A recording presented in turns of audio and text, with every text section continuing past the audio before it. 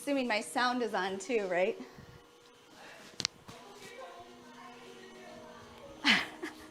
I'm assuming my sound is on too, right? Okay, good. Live on YouTube right now. Hey YouTube. Going live on Instagram here. If you follow me at Nora's Macarons on Instagram. We're doing Thursday therapy. I always get a little nervous right before. Oh, it's 1 minute before.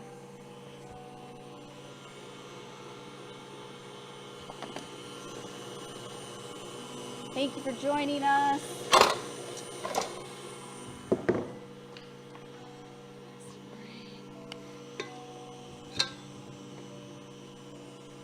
Here we go. Hey guys. We're doing an Instagram live here in a minute, but we're going to do some behind the scenes live on YouTube. So I'll be macaronaging and piping macarons for the first time live on YouTube. All right, and we are just about ready to go live on Instagram right now.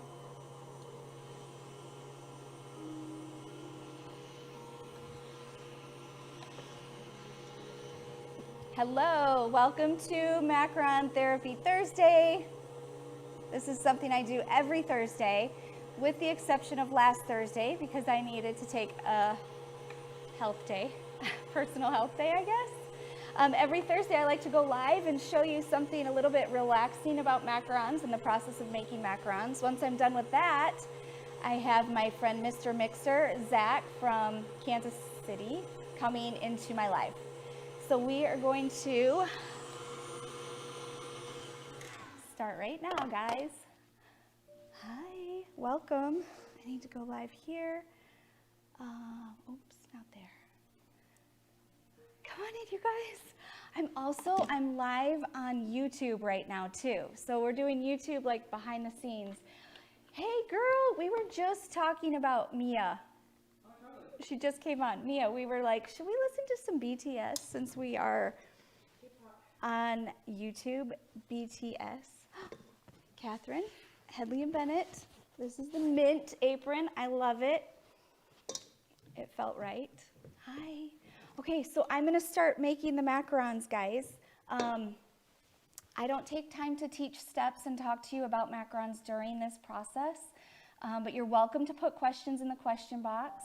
And when I'm done with this, we're having my friend Zach from Mr. Mixer come in and talk to us about KitchenAids and how you can sync yours up.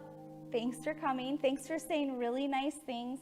Thanks for blasting the hearts. If you hold the heart button down, then a burst of hearts come up, and it just makes me feel like this is something worth doing. So thank you for being here. I'm just going to get into the steps of macarons. I hope you enjoy it. Thanks.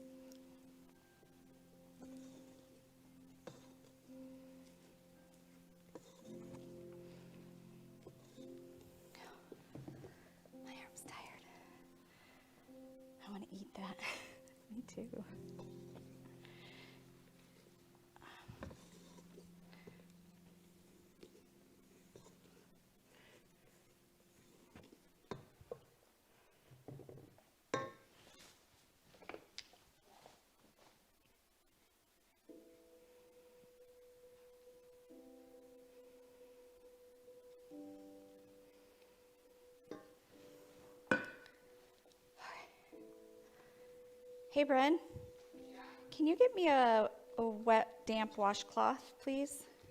Thanks.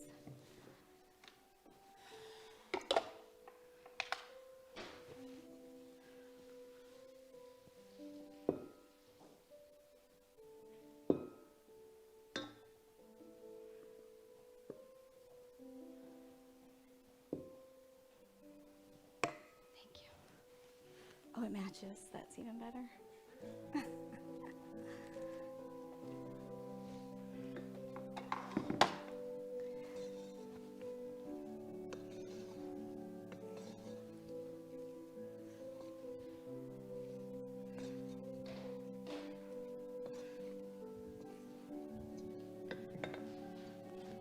Oh my, it's hot here.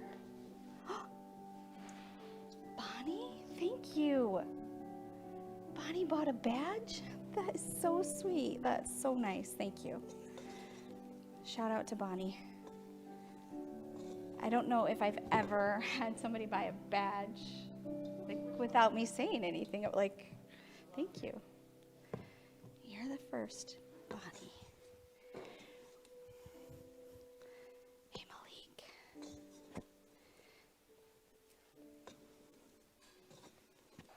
You guys know I'm live on YouTube right now at Nora's Macarons on my YouTube channel. We're just testing it out for the first time. Oh, am I allowed to announce it? We're good? Yes, I can announce the live on YouTube? Oh, okay. Just getting the approval from the producer over there. We are live on YouTube doing like behind the scenes, so it's a little different. Over there, just trying, testing out YouTube Live. YouTube Live. Just search up Nora's Macarons on YouTube. Let's see what we got here, guys. That looks so good. Oh my gosh, somebody else bought a badge. All right. Love you. This is fun. Maybe I would get paid like an actual therapist gets paid someday. That would be a slap in the face to all therapists. Thank you for buying a badge. That shows me that you are appreciative of the knowledge that I'm sharing with you. Thank you. Hi, Chris.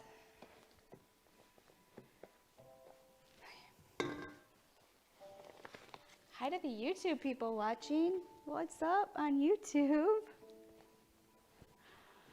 I'm new here. I'm the new girl. Be nice. Hey, Kimberly. She did Max yesterday. Oh, what's in the bat? What's in the bottom of my cup? That's exciting.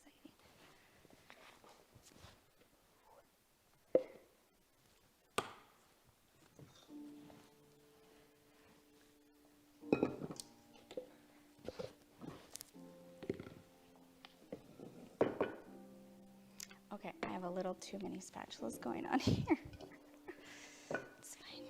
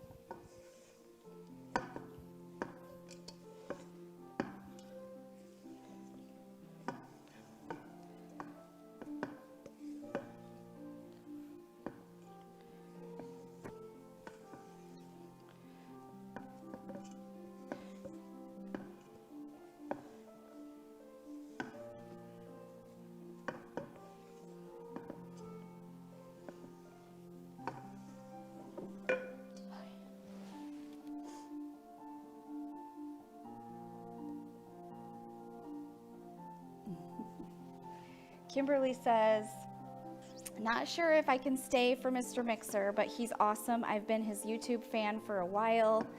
He will fix all your mixer problems. Thanks, Kimberly. I hope you have a great day. Thanks for stopping by, joining us. Hopefully we'll see you next week.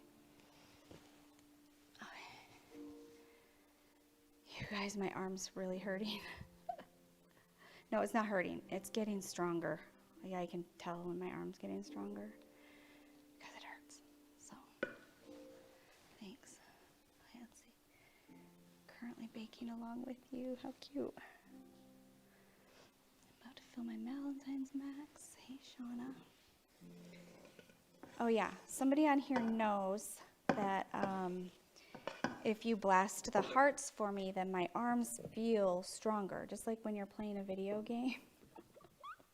You gotta use all your hearts. I need hearts, guys. Someone said Mr. Mixer. Yes, Mr. Mixer is on Instagram and YouTube and TikTok, and he is a KitchenAid expert. KitchenAid mixers, hence Mr. Mixer. Hi, Miriam. It is a good workout. Hey, Ann May. Hi. Ann May will for sure blast hearts. So would Miriam. Help me get through. You guys know what it's like. Catherine bought a badge. I love you, Catherine. Oh, can you guys see? There we go. Sorry.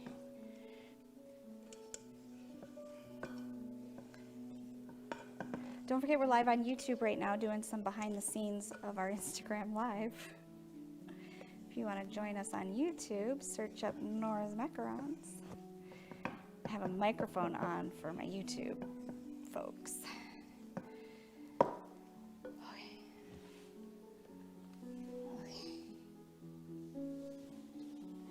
It's really about to fall off.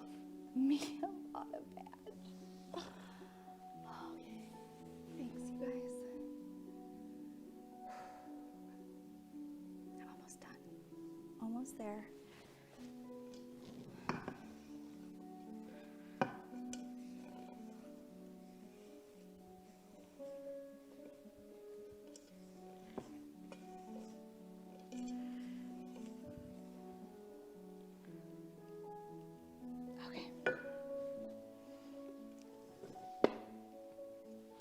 I love your sweater. Thank you. I'll show it to you all in just a minute.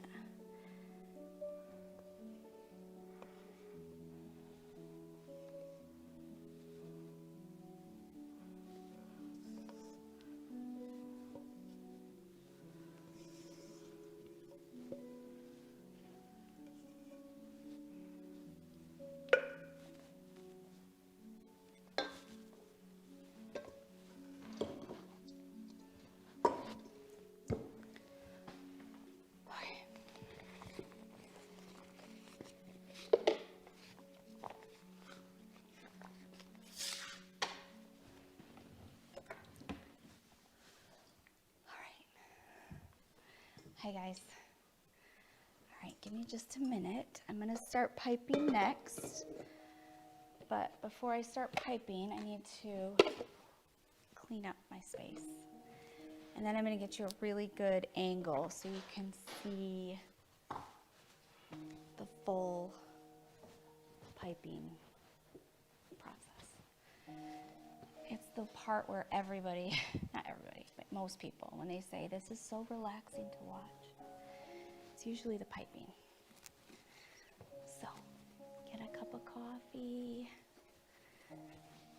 take a little fuzzy blanket, get up, cuddle up. This is not relaxing at all. I'm talking to YouTube too. Oh my gosh, you guys. Seriously, 5 badges are bought? Thank you. That's incredibly kind of you and so sweet, and I just want to say thank you. Thank you for that. All right, you ready to go on a little field trip? I'm going to show you the front yard. These said hi. Hi, Daisy. Oh, no. Okay. Here we go. Move you a little bit closer.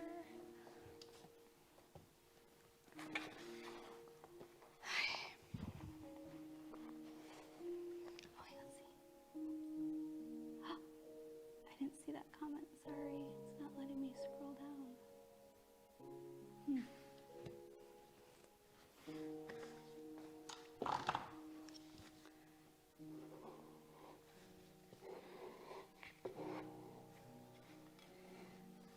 Nice natural light. Thank you for noticing that. I am a lover of natural light. It's my favorite.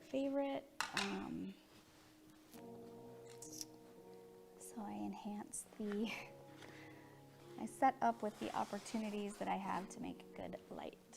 So thank you for noticing.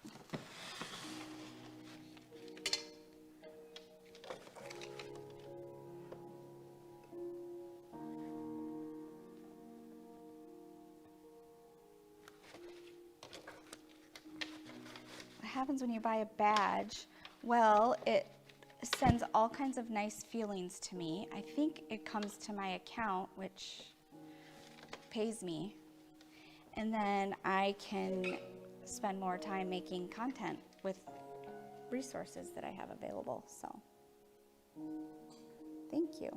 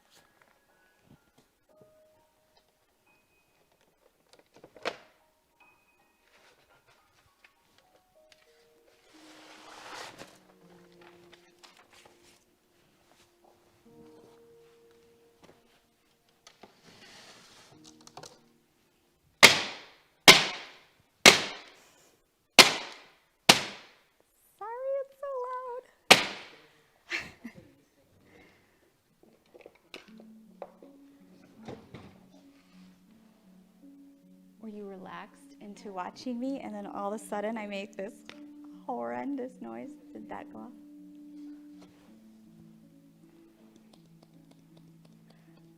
Okay, I'm just a little extra today, guys. Not that much extra.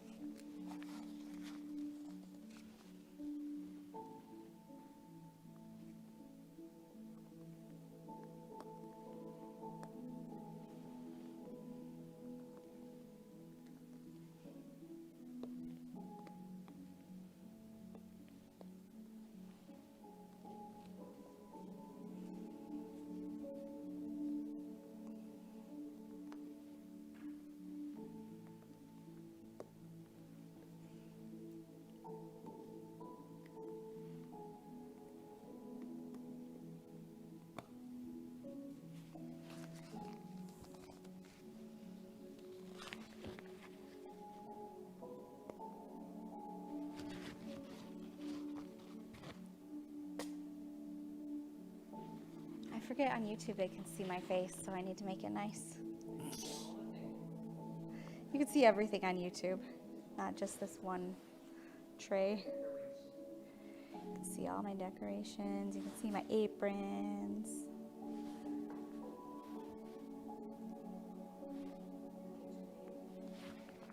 My KitchenAids. Yes. The sugar art diamond dust, that's what I like to do.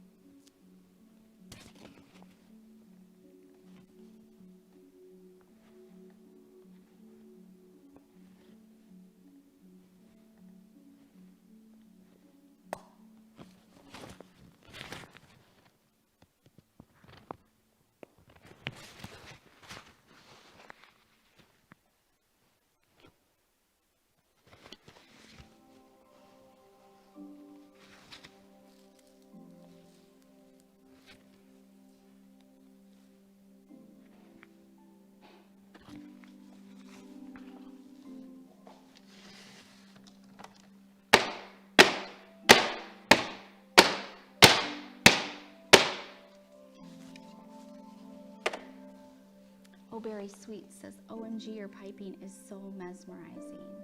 Thank you. That is why I call this macaron therapy, because people, no, these aren't in order for anybody. I don't ever sell my macarons that are on macaron therapy. I use those as like content for my towers, mostly, or pretty pictures. I can't be bothered with making sure for orders they work out right, and I focus on you guys. I'm so upset about we had a little mishap with the sugar art today. It still happens. I wish it didn't, but it did.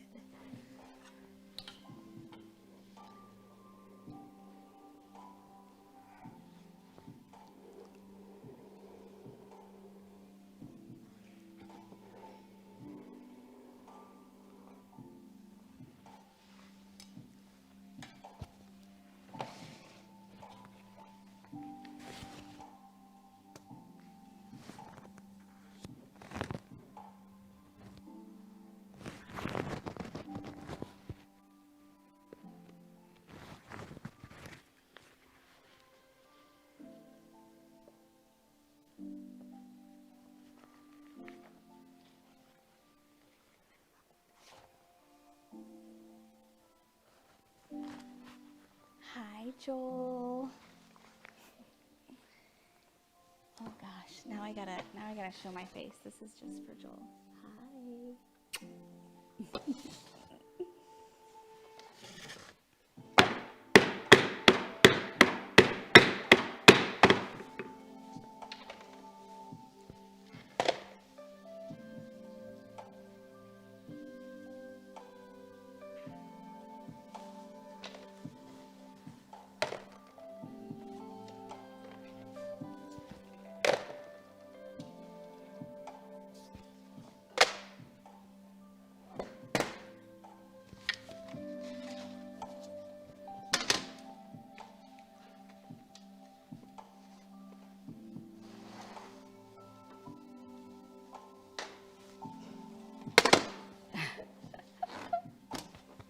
Don't expect Joel to comment at all.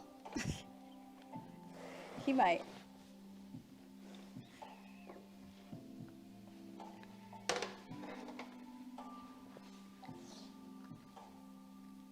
Alrighty. What meringue? I use Italian meringue. Got some macarons right now. All right, guys.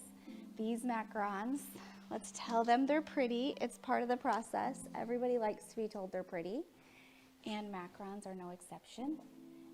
Maybe if we tell them they're pretty, then they'll actually show up pretty, and if they don't, then at least they'll feel pretty. You are so pretty. I hope your feet come out perfect. Same with your little shiny bottoms and your nice rounded sturdy tops.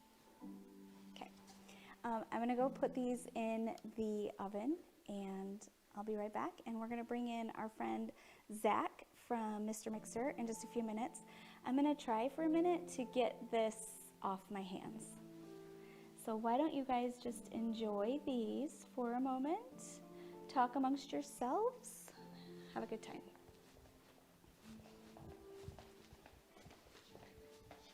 Thank you.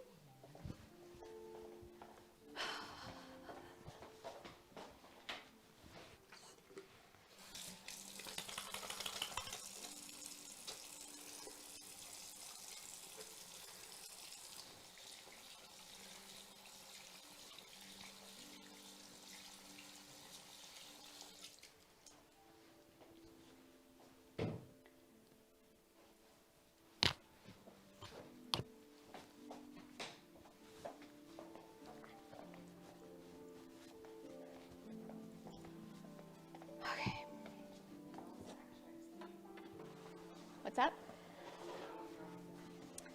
Probably. Do you think you'll be able to hear him through the microphone? Yeah.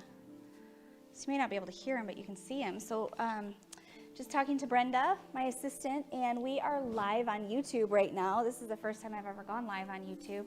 but we're just calling it like behind the scenes on YouTube. So, all right, I did have some meringue in my hair, which happens more often than I care to admit, but it happens. All right. Mia and Shauna, you guys would be really great friends. I just have a prediction. Baking Sunshine Princess is one of my favorite people. She also is an assistant in my classes and like my baking sister. Okay, you guys have any questions I can ask or I can answer real quick for you? Hi from Argentina. I love your job. Thank you. The piping bags are from NY Cake. You guys, right now is the time, yeah, you can take those to go shopping at NY Cake. There's tons of highlights in my story right now is a link to NY Cake where you can find my piping bags, my piping tips. Oh, we have more macarons here, guys. Just gonna pipe out some hearts real quick. My piping tips and these mats, these templated mats, which is the ones that I recommend for your heart shapes. So if you want my bag and my tips and my mats and all the things that I love so much, you go over to NY Cake right now and shop their 100K sale. Here's some hearts, guys. I'm making them a little bigger today because I want to see what big hearts do. That was a little messy.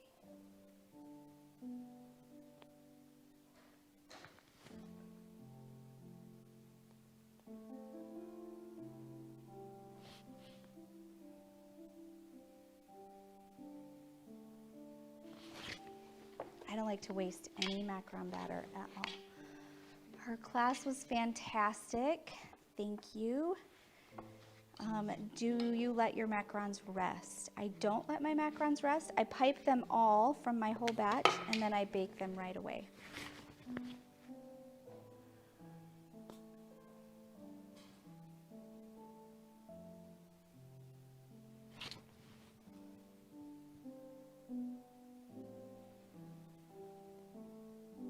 Whew.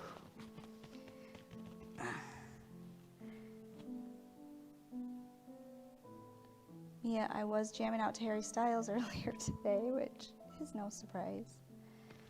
Mia also loves Harry Styles.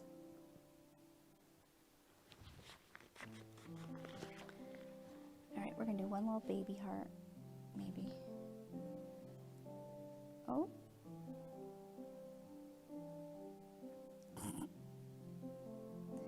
Maybe not.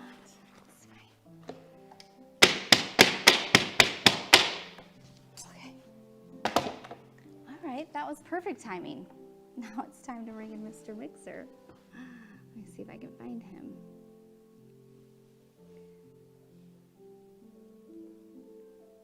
There he is.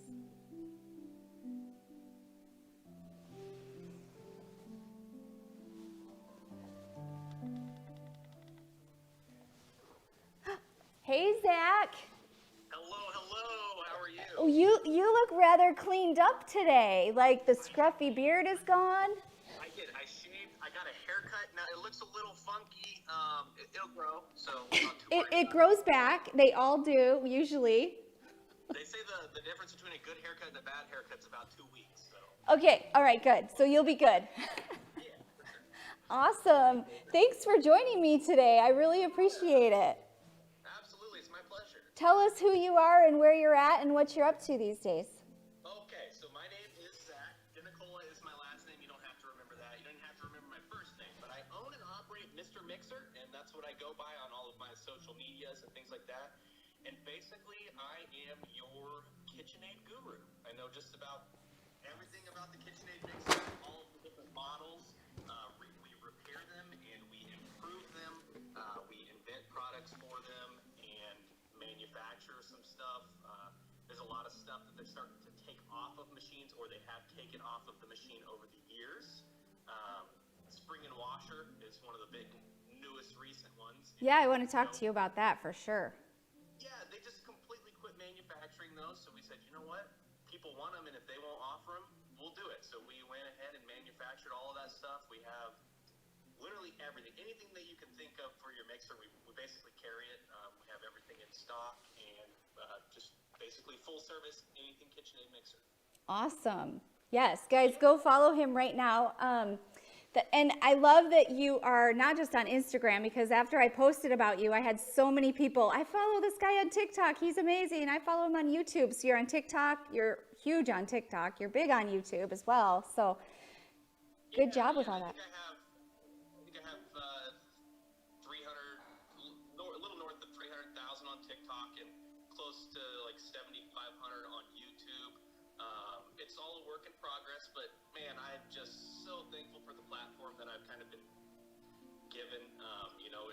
The fact that people are receptive of what I'm doing here is just, it's amazing. I love it, and I appreciate everyone. It's awesome. Is there anybody else out there doing the same thing that you're doing? So they're starting to. I think I've kind of started a revolution, So basically what I like to tell people is in the 80s and the 90s, everything became so cheap and replaceable, and it pushed all of the small appliance repair guys out of business, right? Because no one's repairing toasters and blenders and other small kitchen appliances anymore because they're just so cheap and replaceable. Right. We had this huge throwaway culture, and one thing that I kind of noticed was that there was no one doing this for mixers, and that they have an inherent value. They hold their value really well, and they're expensive, and so they're worth maintaining and repairing whenever things go awry with them. Why did you decide to go towards KitchenAid as opposed to Hobart or Sunbeam or?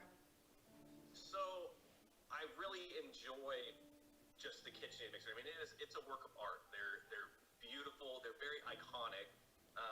I feel like we have mine in the picture while we're talking to you.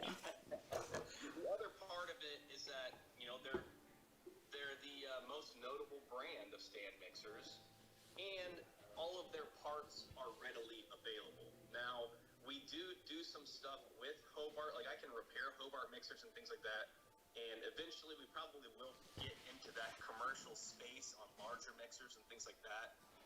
But the smaller stand mixers, there's just so many more of them out there, and not that they are not quality, but you guys have used your mixer, right?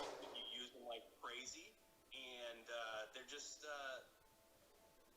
they're designed to last, but they do have a lifetime, right? Like they're not designed to run forever like they were 50 or 60 years ago. But what isn't the same quality as it was 50 years ago, right? Totally. Nothing's built like it used to be. Yeah, it's really not, and it's kind of a shame, but we're working to fix that. Yeah. So can you tell us, you said that like maintaining the mixer is super important, and obviously there's things that we can do as bakers to prolong the life of our already pretty long life mixer. What do you suggest we do? Right. So the first thing is just making sure that your machines are calibrated properly. So we make on our YouTube and on our TikTok and things like that, we do a lot of tutorial videos showing you how to tune your speed controls and fix your let's take a look at this for example. Right? See how much bounce there is in that head? It's not supposed to do that. No, it's not supposed to do that. When it does do that, it just adds so much excess vibration to the machine. Almost every single screw on this machine ends up rattling itself loose, or it just causes a lot of issues. And so basically what we do is we just put all these tutorials out showing you how to change the parts, when and why they need changed. Like we try and include like the machine running and showing you like the sound that it's making, because some people if you bought your machine 20 years ago, it's such a gradual change in the way that it's running. It's such a slow decline that you don't really notice that it's not running like it used to, right? And so I often have people say, well, I've had my mixer for 30 years and I haven't had any problems. And I'm like, well, I promise you, over time, to it, and you'll notice a big difference. So my first KitchenAid mixer came as a wedding gift from my grandmother, who had had a KitchenAid that she had used for 50 years before that. Right. And that KitchenAid is still doing really well. And you know, I found you after I was making meringue, and the meringue process of macarons is so particular. So I studied every single element that went into making the meringue. And come to find out, the mixer is a big part of the meringue process, and the size of your mixer and the way it mixes, it's just things that maybe the typical standard baker wouldn't think about. But found you during that, and I took your dime test. I think you have a thing where you like how many rotations, or I don't know, it's all on your YouTube, and I went through all of it just to make sure. Those are so helpful. Well, thank you. I appreciate it. You know, that was my goal when I started making some of those videos and tutorials. You know, when I first started repairing machines, I've been fixing them for, I don't know, probably like 5 or 6 years now. I formed Mr. Mixer, turned it into an actual business 2 years ago, roughly. But yeah, it's crazy how there was not much content out there available, not much information. Right. When I first started, I would have to look, because I started from somewhere too, right? I didn't know anything when I started, and I had to look at 10 different places to try and figure out what it needed, what was going on with it, learning about the parts. And so I was like, I need to bring this all into one centralized location and make this a little easier for people, so they're not so quick to just toss them in the trash, Totally. So what are some of those things that you have learned about it that you can teach us today? Oh, so I can, I know a lot. So what do we think? Do you want to start with some history of the KitchenAid and then move? I have a little list of things that I've kind of wrote down. I know some history. Can I ask you what the oldest mixer you fixed was that is actually still functioning? The oldest mixer I've repaired is probably from the 40s, if I had to guess. I do have some in my collection that are older than that. I don't like to mess with them. They run, they operate. It's one of those things to where those machines are never going to be put into use in a kitchen, right?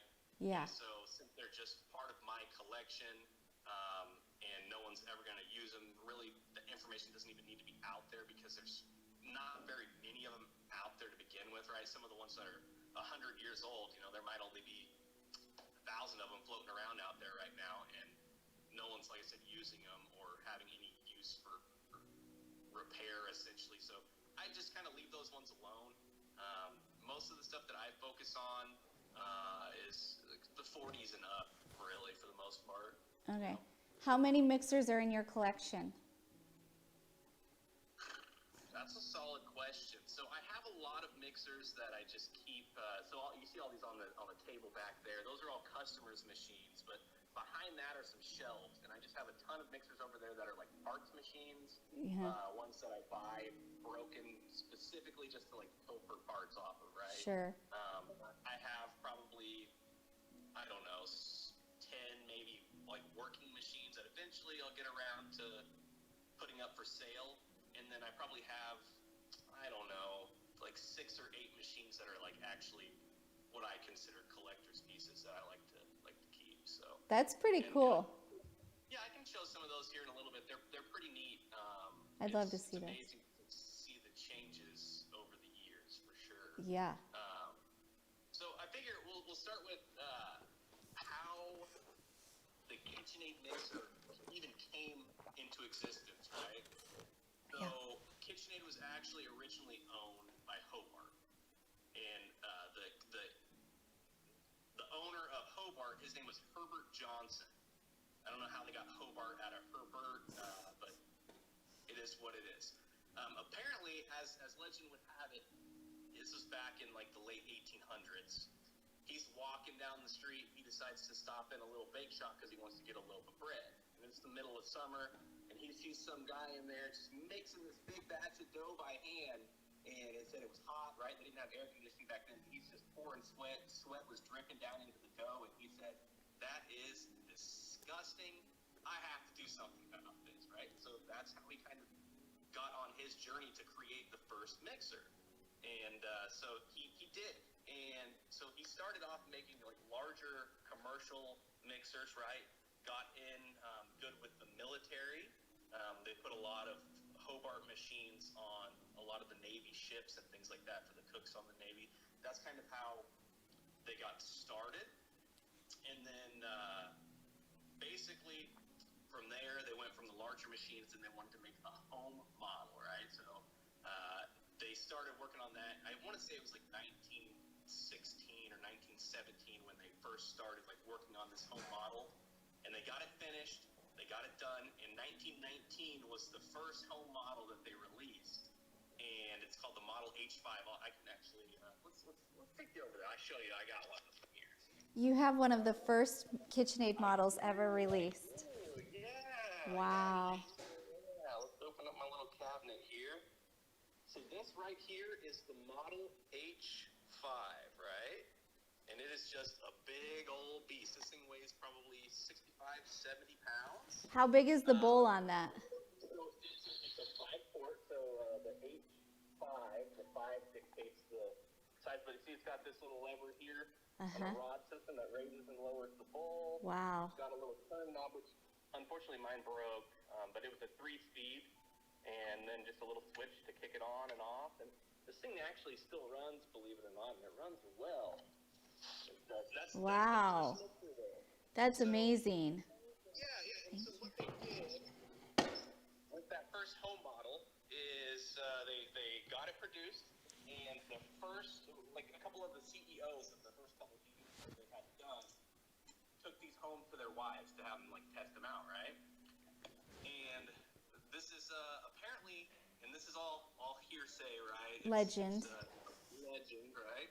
But apparently, one of the CEO's wives, after using it, the husband was like, "Hey, what'd you think?" And she said, "This was the best KitchenAid I've ever had. Like, you know, an aid in the kitchen, like help in the kitchen." And the name just stuck. The rest is history. The rest is history. That's right. And so that's how they came up with the name KitchenAid. I don't know if that's true or not, but that's what they say. If I were to ask anyone in the world what the story of KitchenAid would be, I would ask you. So you need to stick with it.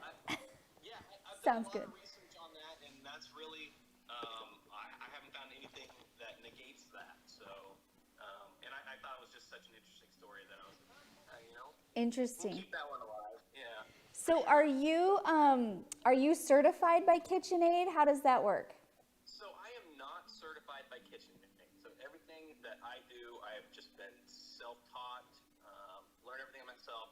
So to get certified with KitchenAid, I don't think that you really have to go through any type of like training.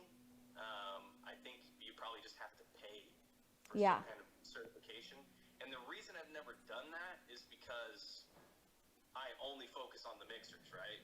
So if you're a certified kitchen dealer, repair or whatever, they want you to know everything. Products, right? And I don't want to do that. But also, I mean, I don't need any help from KitchenAid. I'm doing just fine on my lonesome here. Okay. So. I would just like to notify them and let them know that they have an actual expert who knows what he's talking about. There's probably nothing from a KitchenAid mixer you don't know. Am I right? Well, no, I know them inside and out. I have seen every single nut, bolt, screw, and part on, like I said, almost every single machine that they've released. And I'm sure they know who I am. Okay. I'm sure they've seen me, but I don't see any reason why they would ever want to really work with me, because I guess I'm kind of in competition with them. Sure. I mean, not really, obviously, they're $1 billion company. All right, and you love them. They're amazing. Yeah. And right, like I do. I love the kitchen. I wish they would reach out to me. I would love to do something for them, work with them. I'd run their TikTok or their YouTube account or something, right? Like, I could do some content for them. But I think I guess my repair content kind of clashes with what they want, because they don't really make any money off of the repairs. Don't repair your KitchenAid. You need a brand new one. Right. That's what they want. That's what they make all their money is from actual sales of new machines. That being said, with as many machines as I have repaired, I've probably sold way more for them, right? Because I get a ton of people who tell me, I bought a KitchenAid mixer simply because of your content. And so, yeah, I don't think I'm hurting them, really. I don't. I get a lot of machines that they won't even touch. Like, they won't work on anything that is outdated, right? If it has a 2-prong cord on it, they won't touch it, which I get. The parts are no longer available. They're not being manufactured, so they wouldn't really have a way to do that on a large scale. Yeah. Which, since I'm on a smaller scale, I just have a whole bunch of parts machines, and I just take parts off of machines that I have that are working and put them onto people's machines, which is nice. It's a lot more difficult, a lot more time consuming to work on some of those older mixers, but it gives me a really good feeling because, like you said, you got your first mixer from your grandmother, right? Like, these things are passed down generationally, and they become very, very sentimental. And for I can't sure. tell you how many people I have had in tears, like, just thanking me. So I believe you. It's very fulfilling. It really is. Yeah. So I love it. No, I believe you. I have, when I bought my second mixer, I almost felt like I was betraying my first one because I knew how nicer it would be. And I just thought, we have to love all of them. Oh, yeah. Okay, so the thing that I love about you is that I have considered driving my mixers to Kansas City so that I can get you to fix them for me or work on them or repair them. Unfortunately, that is not the best option. I have had some other repair guys come in and I know immediately they're not any Mr. Mixer at all. So I will say, and I'm not saying that there aren't other people out there who can repair them, right? Because there probably are. But I don't think anyone puts the time and the care into them that I do. They probably don't have the knowledge that I do because, like I said, this is all I do. This is all I focus on. Yeah. But also, I've had a lot of horror stories of people saying, yeah, I took it to this guy and it runs worse than it did when I took it in. Or they'll say... That's my story. I had a lady tell me that she took it to a guy and he said that they didn't even work. Like, he's like, oh, you can't service these. You can't fix them. You're just going to have to throw them away. And she threw them away and then ended up finding out about me. And she was like, oh, I wish I would have thrown those away. I wish you wouldn't have too. Yeah. What do you do? Well, and those are actually kitchen certified people too. So that was my first experience. I had to call somebody, they're advertising how they're certified by KitchenAid, will come fix it. And I was like, this is not Zach. I already know you're not going to love my mixer like he would. Yeah, I do. I really do put a lot of just time into every machine. I like to make sure that they are running flawless first. And like I said, I know what these machines mean to you all, right? And so it's very fulfilling to me to be able to restore these for you guys. Like it's really just I love my job. I'll just say that. Yeah. So how can we support you other ways if we can't do it through all of If we can't do it through coming to you, you also have products available, like you had said before. So how can we support you? So first, I do accept shipments. Okay. So, yep. On my website, I have a whole page dedicated to shipping that talks about all of the pricing structure. There's a video on there showing you how to package your machine, which a lot of people watch. I feel like some people don't end up watching it because I do get some machines that come damaged, but only because they were just very improperly packaged. Gotcha. And that's always the hardest phone call for me to make, saying, yeah, I got your mixer and we can fix it, but it's gonna be a little more expensive. It got beat up in shipping.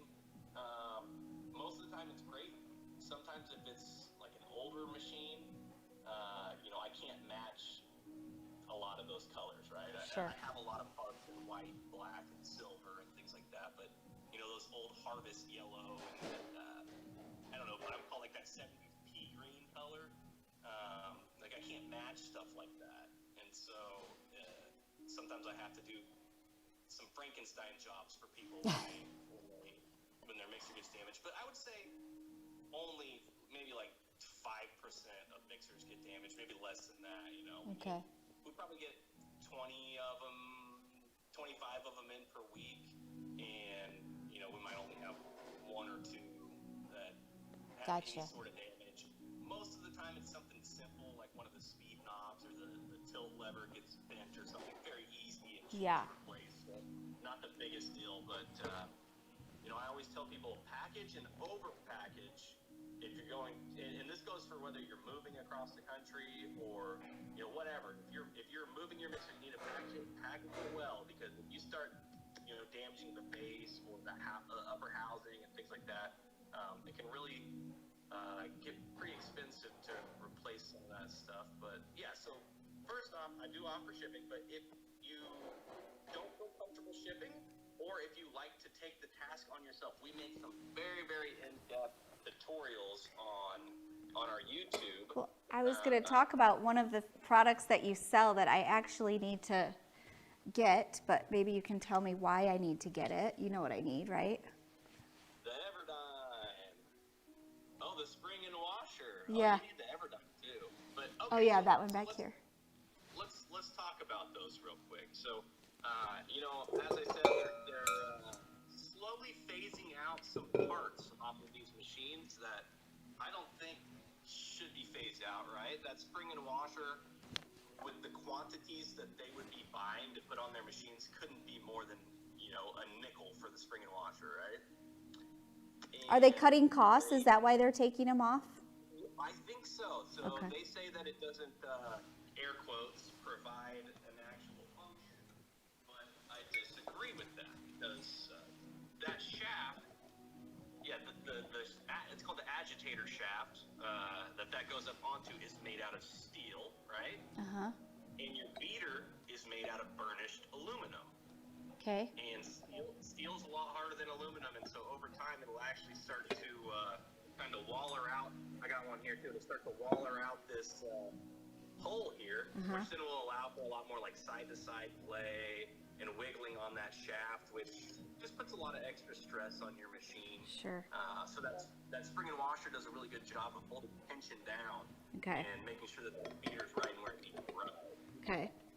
And you have a really great video, and I almost did it the other day, but I wanted to talk to you first.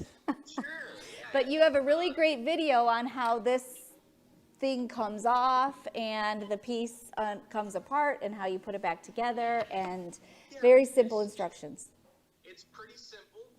You know, it can be a little intimidating at first, right? The first time you do it, you're probably going to be kind of shaking in your boots, I guess. Sure. But after you do it, you know, I always have people tell me, you know, I was a little scared at first, but after I did it, it was really simple. Like, I didn't have any issues, came right off, came right on, you know. So I love when people call me and tell me, hey, great video. Like, I don't get a ton of feedback all the time. Yeah. It's nice to get that kind of feedback. I understand that too. Yeah, people have been, you know, having no issue installing it whatsoever, and that's part of why we made those videos on there, was to just assist people with installing those. You know, I probably could have just sold the spring and washer and not made a video whatsoever, but I like to care for my customers, and I like to help them through every step of the process. And so we've been able to do that, and it's been really nice. Yeah. And then what's the other piece that you sell for this part up here? So the other piece is actually a part that I invented, right? And it is called, let me see, is that right side? The Everdyne. You patented this? It's really simple. It's literally just a little rubber stopper, essentially. And so what it does is it goes through, so you would remove that screw there in the neck. Yep, you would just take that out. Yep. And then you would pass that through the Everdyne. Okay. And then screw it back in to calibrate it, do your dime test, and essentially what this does is, you know, over time that screw will screw itself in through vibration, which then allows for a lot of that head play, which, like I said, causes a lot of other issues. If it's sitting too low, your attachments actually start to rub the bottom of the bowl. You can see, I know a lot of you probably have issues with that, where your enamel on these paddles start flaking off and get damaged and things like that. Right there. Yes, yeah. That's not good. It's not good. we have extra paddles. We got everything you need. So if you ever need anything, check us out. But yeah, so basically all this does is just installs on that screw. The head of that screw will actually counterseat into this, and then the elasticity of this rubber kind of grips the head, and so it doesn't allow it to screw itself in through vibration anymore. So it's like a set it and forget it kind of thing, and it really helps. We've gotten a ton. We sold a ton of these things. I think we probably sold 5,000 or 6,000 of them over the last How year. long have you been, when did you create that? So I created this I created this 2 summers ago. Okay. And was that after you had seen so many mixers coming in and thinking, why aren't we doing something about this problem? Yeah, so I was working on machines, and I noticed that almost every single one of them came in just had that terrible head bounce, and I'm like, how do we fix this issue?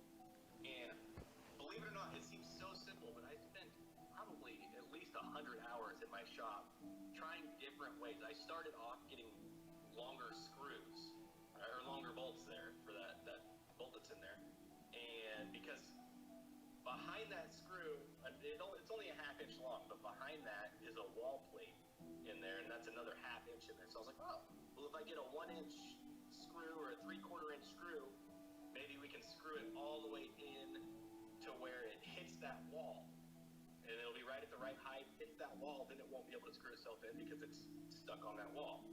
Well, we found out that even the slightest, turn left or right of that screw will cause it to not be properly calibrated. And all of the machines, even though they're all the same, they're all cast aluminum, they all have a small variance in the thickness of the metal. And so I was like, well, that's not gonna work. And so this is kind of where I landed, is with this.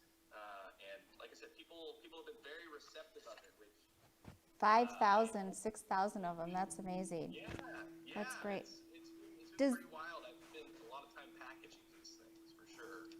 Does that work for any mixer or any size? It works for all of the tilt head machines. Okay.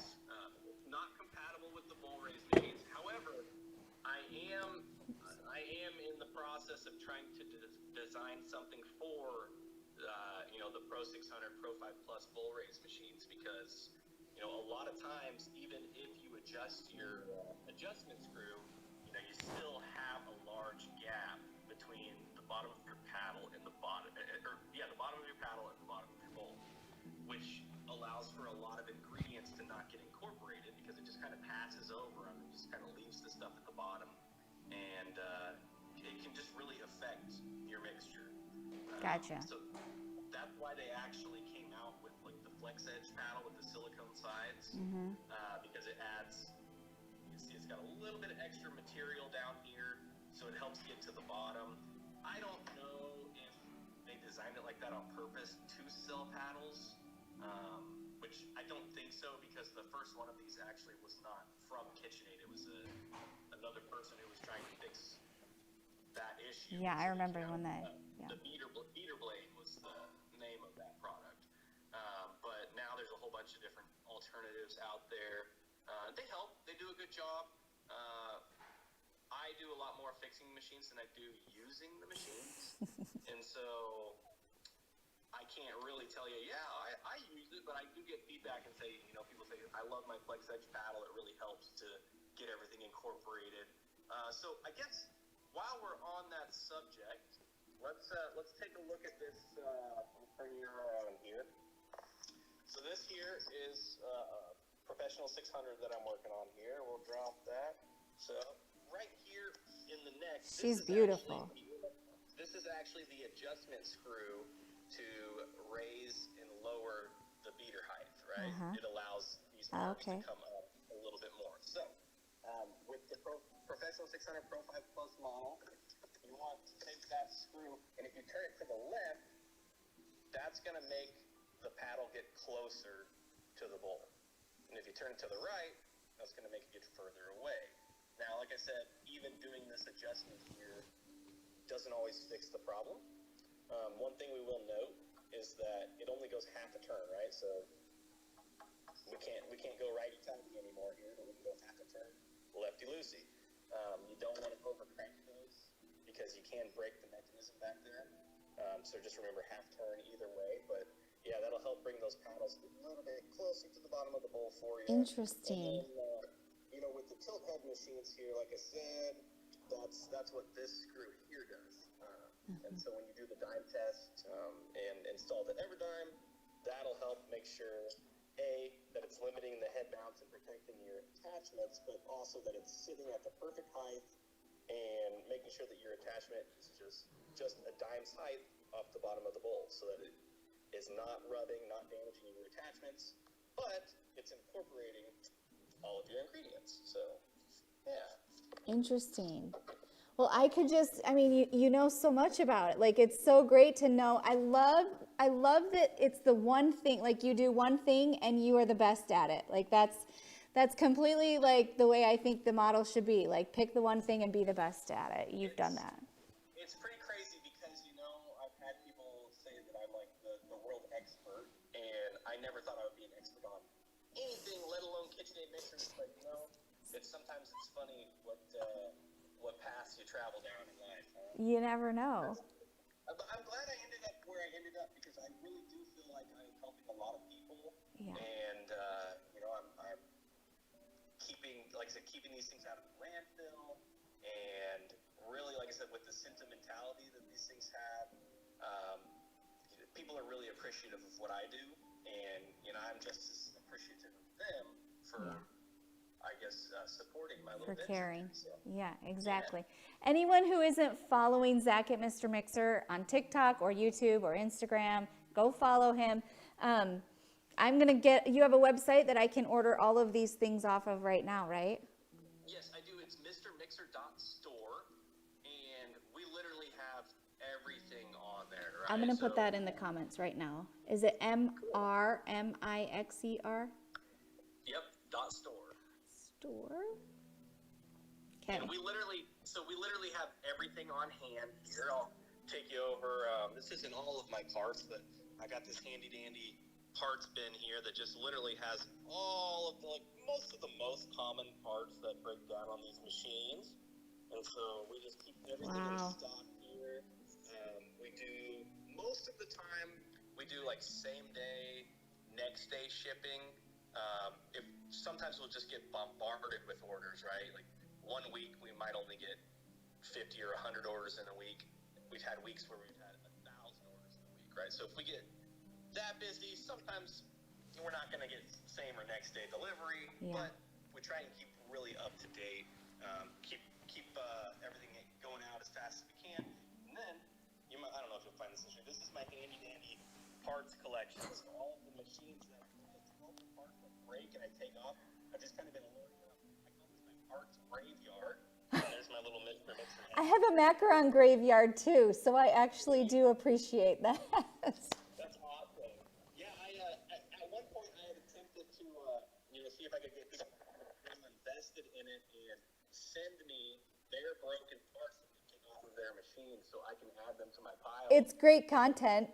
Yeah, it's pretty cool. I really it was just kind of a silly idea, but I'm gonna keep it going. That thing's probably gonna be a mountain one day. So That's great. That's great. And that'll make a great TikTok video. Whatever you decide to do it, you may have to build it big enough to really be inspired for this TikTok video. But I feel like when it comes, it's going to be really epic. Oh, it is. Send Zach all your parts, guys. You should. Yeah, that's really a majority of what we're doing here. And awesome. We have some more products in the works. We have products that we're trying to just bring out to help improve the mixing process, essentially. One thing I'm really excited about is we have some mats coming out. Let me see. I think I still have my prototype. I'm going to go off screen for 1 second. Did he say mats? if he is coming up with a mat that I can put my KitchenAid on. No, he really is. Yes. So, what these are silicone mats, and this one is this is ugly. They're not going to be this color. This was a prototype that we had. Blowing my mind. It's funny story. I was actually looking. I was like, what material can I build these out of? And I tried a whole bunch of different materials, and I ended up on silicone. Oh yeah. It's great for anti-vibration. That's the biggest thing. Because like I said, there's a lot of set screws and a lot of things on these machines that get out of whack through vibration. So Keep talking, I'm listening. Yeah, that's the first thing that it's going to do is it's going to be an anti-vibration mat. It's going to help protect your machine. It's also going to be an anti-slide mat. And so That's amazing. basically it's just going to make sure that your machine isn't trying to lock itself on the counter. The rubber feet on this silicone is going to provide a nice stick. So I'm not sure if you've ever seen it. I don't know if the Macarons get thick enough to cause your machine to wobble if they get off balance, but Oh yeah. I've repaired a lot of machines that walked right off the counter.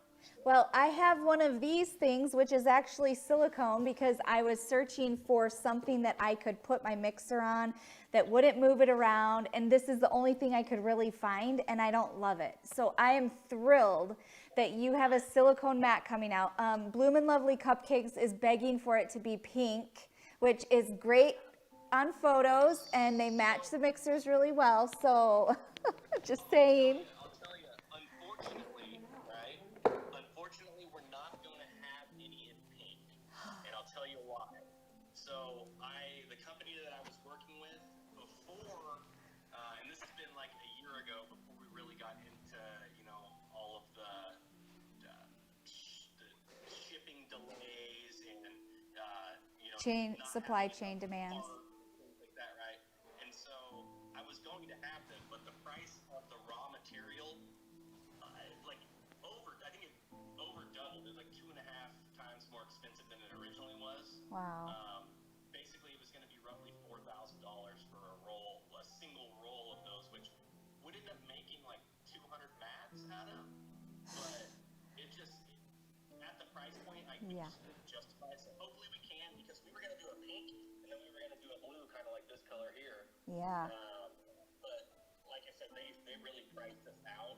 Yeah. I'm hoping, though, if we do get enough support for the first run of these that we do, we can order more from the company and say, hey, listen, we're going to be ordering a bunch of stuff from you. You need to give us a discount, or we're going to find someone. Go somewhere else. So are they going to be one size? Like, will they fit the professionals and the artisans, like both? Right. So it's going to be a one size. I'm so excited about this. Let me put this under a machine. You'll see. So this one right here, really, it fits the tilt head really well. Because I like having excess material around it. Yes. Right? Yes. Stands out, looks nice. Fits that really well. And it cleans up a lot easier than like my butcher block countertops too. So when I get it messy, it's, These will be dishwasher safe. Silicone has, a pretty high melting temperature, so it'll be dishwasher safe. Be easy to clean. And then let me throw a professional 600 on here, and I'll show you. We're probably going to make them just a hair larger, because on the Pro 600, the base is a little bigger. It kind of heats them up a little bit. So I'm thinking they'll probably be, maybe an inch wider, so they'll stick out, a half inch on each side, and maybe just a little bit longer as well. But so we're in the process. We bought all the material. I want to say it was bought $15,000 worth of material, so it was a big investment for us. Yeah. So hopefully they sell. Otherwise, I'm in the hole a little bit. When do these go on the market? So I'm hoping by summer for sure. So they're being shipped to me right now, which means I'll probably see them in a week or two. And then from there, I'm going to have to, in which I've been in contact with a company to have them cut them to size for me. It might take them a month or something to do those. So hopefully kind of like late spring, early summer, we're going to have red, black, gray, and white. I believe is a first trial great. We would like to expand the color line. We're just going to kind of see how they do first. Sure. But we're really excited. That was kind of my baby. I've been trying to get these mats going for like probably close to 2 years now, and it's just been headache after headache after headache. And then, like I said, the upfront cost of doing that was just it was out of my price range. Yeah. But luckily, I've been saving all my nickels, and now I finally had enough to pursue it. Well, good. Well, with my badges that I earned today, I'm buying stuff from you. So keep that in mind. Now, also, if you need a tester or a promoter or somebody to sell your product, I love to do that. And I work with only brands that I love and people that I have connections with, because I feel like that's the best way to promote a product, and people trust me because of that. So anytime. If you want a spring and washer and an Everdime, I'll send one over to you. So go ahead and send me. I'll just need you to send me your information, and then I'll just throw one your way for sure. You're the best, Zach. Yeah. Thank you. All right. Well, I'm super excited for you. Like, I know when you put your time and your efforts and your energies into, and your experience, because this little baby Matt was born out of so much experience. I know that you have a little Finn, and so you know what it's like to have a baby. And so you also know what it's like to birth products as well. So. That's been so crazy for me.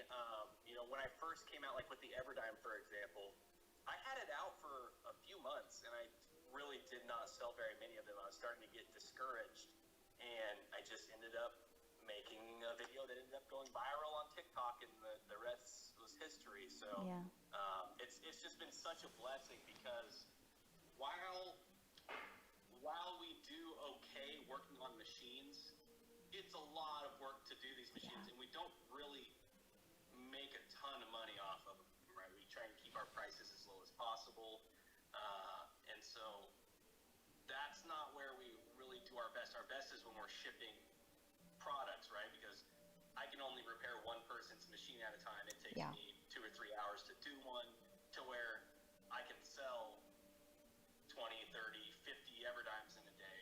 Yeah. It's like nice, right? Yeah. And the cool thing is that we haven't actually touched any of the money that we've made from anything we've done. And so basically we were just investing it all back into the business to kind of create cool products for you guys. So that's our goal anyways. With the mats, we're actually even considering doing a full line of mats to do it. So you can kind of customize your kitchen a little bit, right? Do it. I think a lot of kitchen decor is big and bulky, and a lot of people are very limited on counter space, right? Yep. So these mats will be like a nice flair for the kitchen. We'll make maybe a nice little circle one to go under your can opener. That way, if you end up spilling tomato sauce, it just lands on the mat. You just have to wipe the mat off. It doesn't get all over your counter and dry to your counter. Put one under your coffee pot, so if you spill coffee, it lands on the mat. Great idea. So we're thinking about doing stuff like that.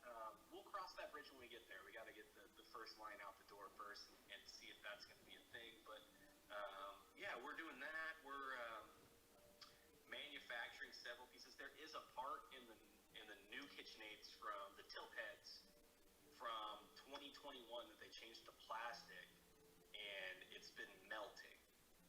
And when it melts, it basically makes your machine inoperable. So we're gonna remanufacture those out of metal, I think, and try and get those out as well. Have you seen what they're cooking up for 2022 yet? Have you seen a machine from this year? I haven't. I know last year, was it last year? Yeah, last year's color was honey. That was their fancy color, which I actually have one. So I was on a production with CNBC called Suddenly Obsessed, and KitchenAid saw me on there, and so they reached out to me, and they were like, "Oh, we want to send you a free machine for being such a fan or whatever." And so I was like, "Okay, cool." They were like, "What color do you want?" I was like, "Can can I get one of the color of the year? And they're like, yeah. So I'm like, cool. So I have one. It's kind of like a little trophy. It's still in the box. I've unboxed it, but I haven't used it or anything. I'm just gonna kind of keep it. It's a prize. Yeah, it's really cool. I was happy to get it. I mean, being on a production called Obsessed, and you're obsessed with KitchenAids, and KitchenAid sends you a KitchenAid, like, hello, that's amazing. It was pretty cool. I've been really lucky to be featured on some, like national programs. A couple, anyways. I actually have one coming up. I just got an email from, like Business Insider New York. I got an email from them. I did one video with them last year, and they requested another one, so I'm about to work on one for them, which is always nice because they have a huge following, and I want to say they have like 15 million people that follow their account. Wow. So it's a nice way for me to kind of get a little bit of promotion. Yeah, yeah. Which is cool. And that's good. I mean, that's the only reason, that's the only way you can grow is when you just keep putting yourself out there, keep plugging away at stuff. I'm excited for you, man. That is so great. Yeah.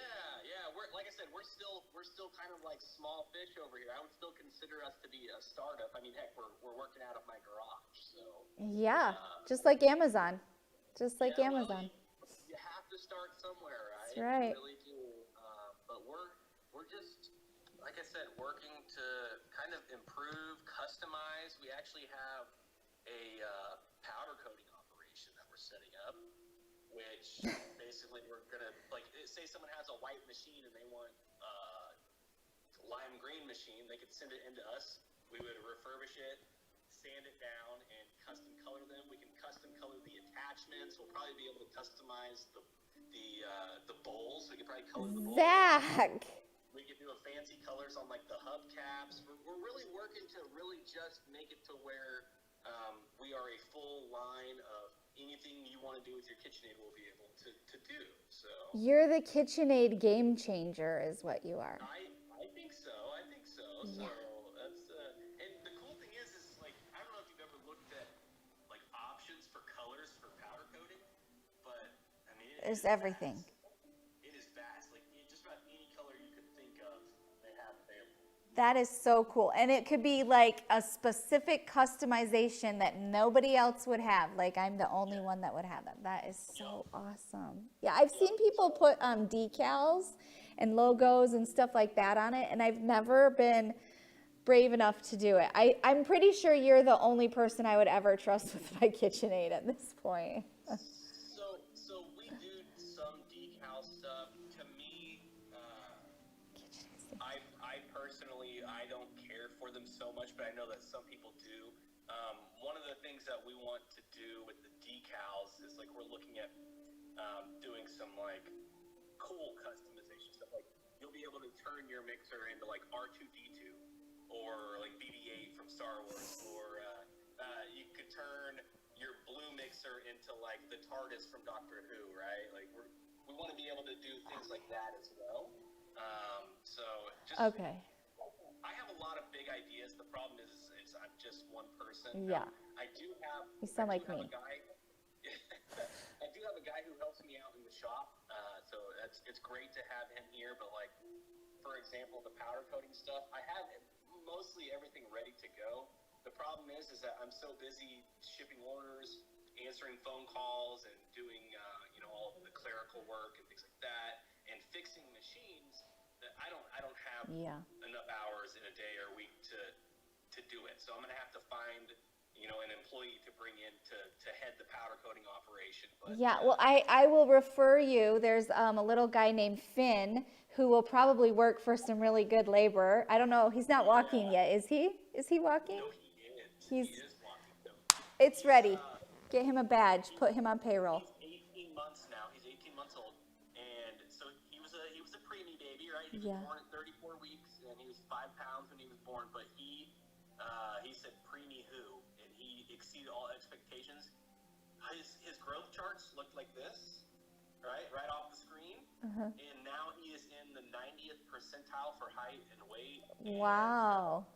We had him next to a 3-year-old the other day, and he was bigger than the 3-year-old. Oh my God. You're getting too big, man. That's great. No, I can see him being your little assistant in the mixer garage. He does actually. So he likes to help me package every time. So I'll open the baggie and I'll say, "All right, put one in for me," and he'll pick it up and put it in. And I'll seal it. And get the next one. He's great. Yeah. We need a TikTok video of that. Yeah. That'd be super cute. I think I have one. It was probably a month ago. Or Okay, I'll go check. I'll go back and look. Yeah, he's adorable. I have another one on the way. Congratulations.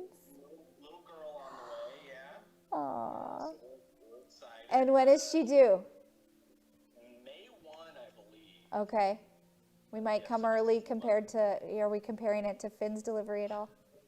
So, potentially. So, my wife had a thing called PPROM, and I can't remember what the definition or what it stands for exactly, but basically,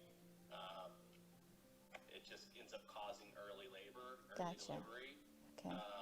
So, we'll see, fingers crossed, that she goes to term. Yeah. But This summer sounds a little busy for you. The mats are coming out, the baby's coming, there's lots going on. You're doing a show. It's crazy. And we're even looking into, we're looking at moving, too. Oh gosh. With what we want to do in here, Yeah. the garage is just not enough space, right? We were hoping to get something with a little bit of acreage and already like a pre-existing, 40 by 60 shop. That way we can avoid having to rent out a commercial space. And, if we get something that we want and we can kind of like invest in our own property, not only is that better for us, Right. we're not just like giving our money away to a landlord or renting a space, but also we can kind of do whatever we want with it. And so we're excited about that. I think it's going to happen tomorrow? Unfortunately not. Yeah. Because I would love to have the extra space, but it's in the works for sure. I think those things happen at exactly when they're supposed to happen, so. So that's one thing I've always just been very, very, very patient. Good. The world has a way of working itself out. That's right. And like I said, I've always just not gotten in a rush on things, and it always seems like when I think it's not going to happen, something always falls in my lap last minute, and it's just perfect. So fingers crossed. I'm just kind of putting some good vibes out into the world and hoping that karma kind of pays me back a little bit. But That's all you can do. That's all you can do. For sure. Awesome. Well, thank you for taking the time to chat. Do you have more you want to talk about? For sure. Well, I have one more thing that I want to show some people. Okay. I know we don't have a ton of people in here right now, but I get lots of people watching on the playbacks all the time. this is one thing that really perturbs people. This pin right here. Yes. It has a way of working itself out. Yeah. Falling out. So actually, if you turn your machine upside down, which most people never think about, because when are you ever going to turn your mixer over? If you turn your mixer over and you look way up in the neck right here, there's actually a little screw that holds that pin in place. Yeah. So you get in there and you just tighten that screw as tight as you can, and that'll actually make sure that the pin stays in place and doesn't fall out of the machine anymore. So we're talking about this screw right here, right? Yep, that screw right there. Yours is a newer one, so that one probably isn't a screw per se. As bad. Yours might be like an Allen head. Oh, But okay. a lot of the older ones are just like a flathead screwdriver screw. So Okay. yeah. So you All right, so that helps with that pin. It does, yeah, and that'll kind of help limit some of that head movement as well, because they'll get a little bit of like side to side play if that's not tight. So I heard a tip once, and maybe it was you that taught me that you shouldn't ever leave your head tipped up. Right. So basically, and this is why we do all of like the someone's been tapping the pin in with a wooden spoon. That's funny. Oh. Hey, I will tell you. Let's see, Lorraine the dessert. I will tell you, I've had a lot of people tell me they have kitchen hammers, And so that little pin starts to slide itself out, and then they just tap it in. They have their kitchen hammer, and they tap the pin back in. But yes, very, very easy. But as far as the head tilting back, right, you don't want to store it in the up position, okay? So reason being is, and this is why we do the re-greases on these machines, is because oil separates from the grease inside your mixer, and it likes to leak out. A lot of you have probably seen oil leaking, out of your machine. Let me show you this. I'll show you. This is a machine that I haven't serviced yet. Oh, is it a big, gross, greasy thing? Well, you can see there's oil on there. Watch, if I press on this band, you can see oil back there, kind of. That's gross. Yep, it's disgusting. Yeah. And so this is all oil, and it gets on your hands, it gets on your clothes. If you touch your machine, and you could be kneading this into your dough and things like that. So it's kind of gross. It is food safe. Oh, that's good to know.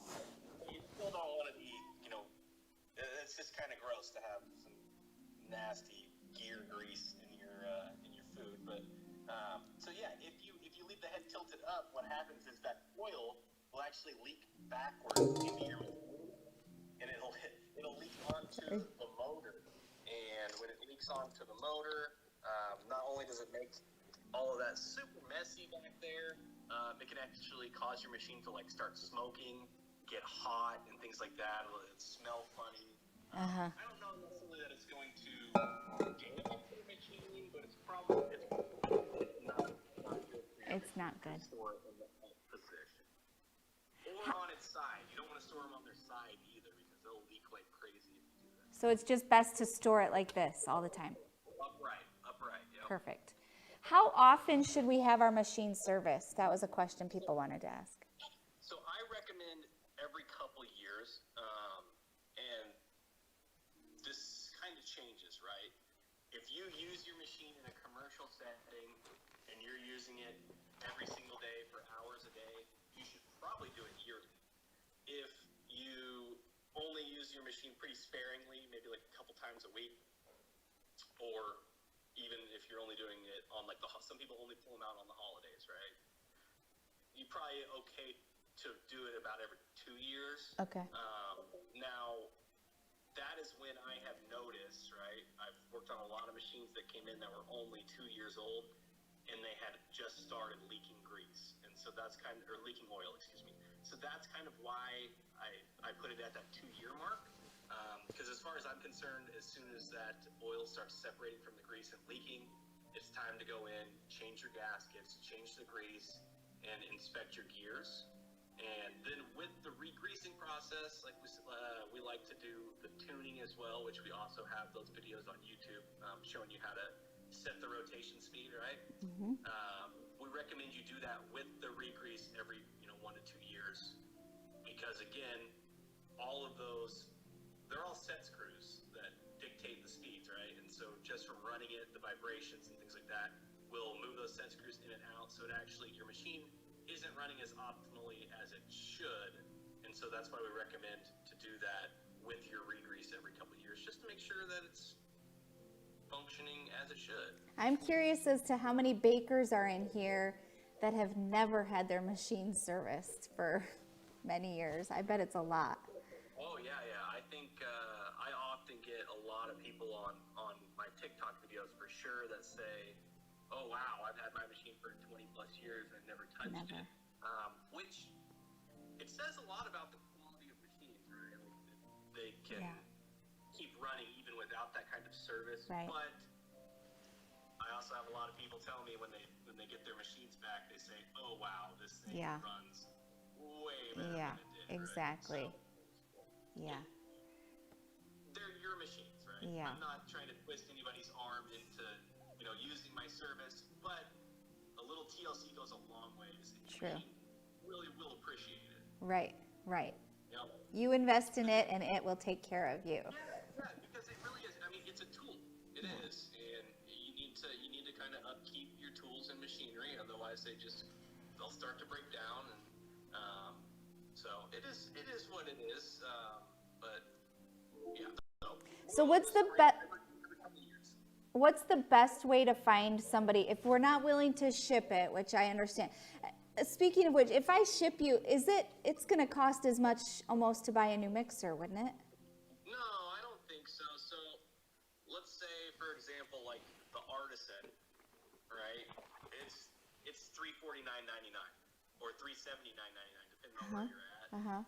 And that's only for like the basic colors, right? If you want a fancy colored one, you're looking at spending $500 more. Gotcha. Okay. And the professional 600s and the Pro 5 Plus, sometimes you can get them, you know, on a really good sale, and you can kind of get them for under $300. But if you can't get them on sale, they're $400, $500. And so, really, by the time you ship them to us, we do our service and replace parts and things like that. I would say like our average cost of repair is $150. Now our base fee is $125. And so if you send it in, we do the whole re-grease, tune, clean, inspect everything, add our Everdime to the machine, things like that. $125 is our base fee. We cover return shipping within that. Oh, okay. And so really, you know, if you shipping to us might cost you $30 or $40. And so you might be looking at like $175. Gotcha. But like I said, it really it revitalizes your machine. It Yeah. really does. And so, you know, we try and keep it, you know, half price to 60% of what it would cost to buy a new one. Now, of course, unfortunately, anyone who's not in the Wichita area, they have to pay a little bit more, like I said, with the shipping and things like that. If you are local or you deliver them to us by hand, which we do accept hand deliveries, it's a little bit cheaper just because we don't have to worry about shipping both ways and things like that. But it is what it is. I considered a road trip to Wichita. I've had people drive to me from Texas, Iowa, Arkansas, Missouri, all over. Yeah, if it wasn't 18 hours and it's definitely colder there, I don't know. I've considered it, and it's Wichita. I don't know. I had a lady show up 2 or 3 weeks ago, and she was in a baking group in Arkansas, and so she got a whole bunch of people from her baking group, and I think she dropped off like 8 or 10 mixers. Wow, that's a great idea. That's a great idea. Yeah, she just got a bunch of people together and kind of like split the cost. That way, it was. I like it. It was pretty cool. Yeah. Cool. So, For sure. Laura in the desert said, are there simple basic things we can do at home to maintain our mixers or simple maintenance we can do? Zach has tons of information both on TikTok and Instagram on how you can do that. The dime test is on there. There's tons of things. So there is things that you can do that can help prolong the life of your mixer, and Zach tells you all about it. I will say, almost everything on these machines you can do at home. Like all of the repairs that I can do, you can do at home. I make my YouTube series so in depth that I literally walk you through every single step of the way. I get high quality video of it up close so you can see exactly what I'm doing. I tell you exactly how to do it. I have helped, I don't know how many people, probably, I would say Thousands. People. Yeah. I would say I've helped thousands of people repair their machines at home. And yeah, they have no experience with working on machines whatsoever. And they say, hey, I had no experience and you made it a breeze for me. So Nice. In worst case scenario, you attempt it and you have an issue, then okay, send it to us in pieces. I don't care. We'll put it back together for you. Yeah. And like I said, once I follow your tips for a minute, I'm so invested already that I just want to come out and like support you all the time. So just your tips alone are super helpful. Well, I appreciate that. We, like I said, we do our best. We really want to help improve the mixing experience because I think a lot of the reasons why people don't use their machines as much is I think they get them and then they're a little intimidated by them. Sure. You know, they're expensive. They don't really know how to use them properly at what speeds they need to be using them for like whatever tasks they're trying to do. So we really like to cater to that crowd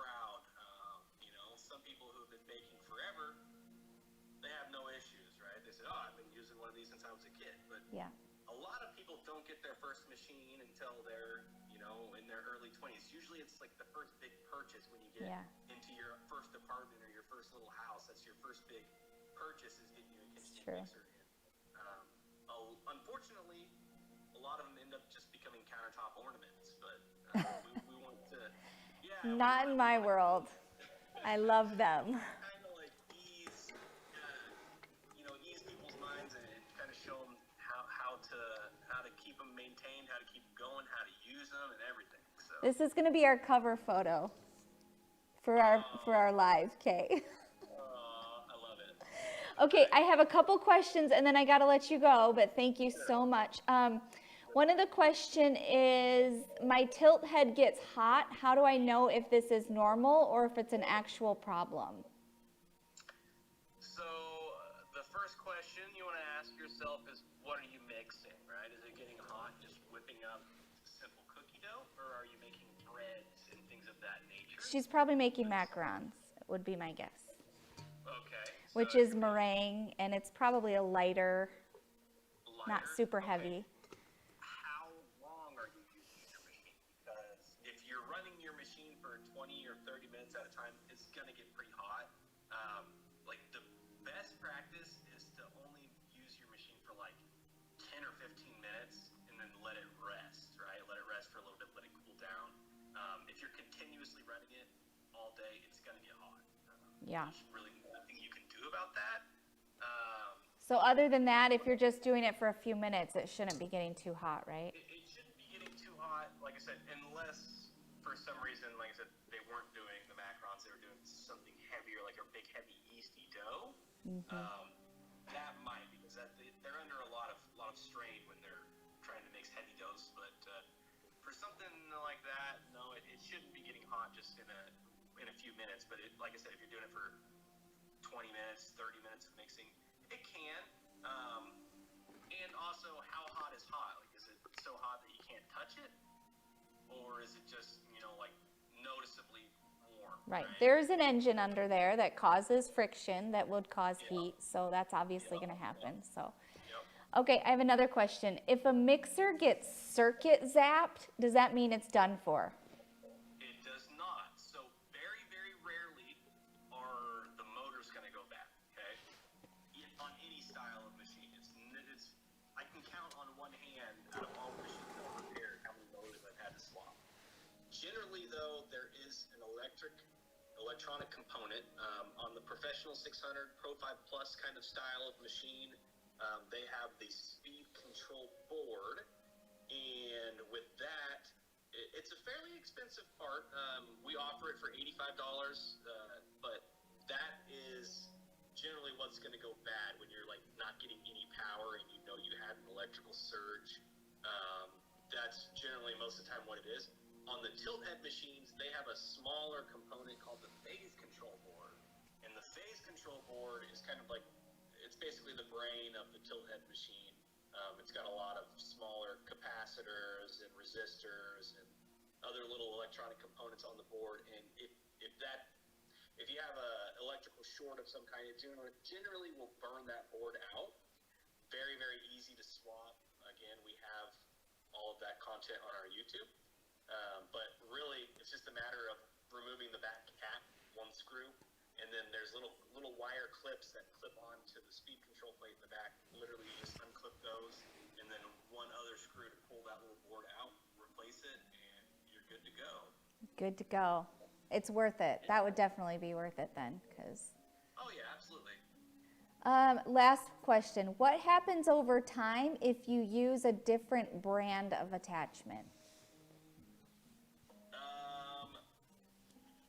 Nothing, in my opinion. So I know KitchenAid likes to scare people by saying, if you don't use our brand of attachment, it's going to void the warranty and blah, blah, blah, blah, blah. Let's be honest. KitchenAid has a 1-year warranty on their mixer, right? So that's not. You're not losing much. You're not losing much, right? So really nothing. Honestly, the ones like the attachments that we sell are not even like actual KitchenAid attachments, because stuff is just the same as anywhere else. It's all the same specs. There's really no difference whatsoever. I would be weary of some brands just because like some of them are actually made out of plastic. They have plastic bodies instead of like the metal framed ones like these, which they probably hold up all right. Some plastic is pretty sturdy, but I'm always a fan of metal. If you give me the choice, I think it's just going to hold up a little better. But I don't see in any world where using an off-brand attachment would really cause any issues. Now, always, of course, you're going to want to check the reviews on the attachments, make sure that there isn't one, because, you know, there could be one that has some weird design that's never been used before, and it might cause some issues, but a majority of them are like the exact same specs. They just,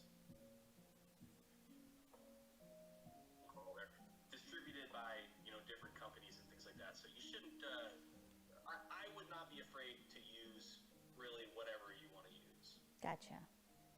Cool. Well, I don't have anything else for you. I appreciate you so much taking the time to talk to us. I hope that everybody goes and follows Zach. I can just tell by talking with you that you know what you're doing because of how much you love it. Like, I know that a normal repair guy is going to be like, yeah, tell me what you need me to do and get on with it. But you actually care. So that makes you super special, Zach. Yay! My mom always told me I was special. You're special and people like you, okay? Special boy. No, thank you so much for having me on. It's been a pleasure. Thank you. Enjoyed our conversation. Excellent. I was watching you make some macarons before I joined the live here.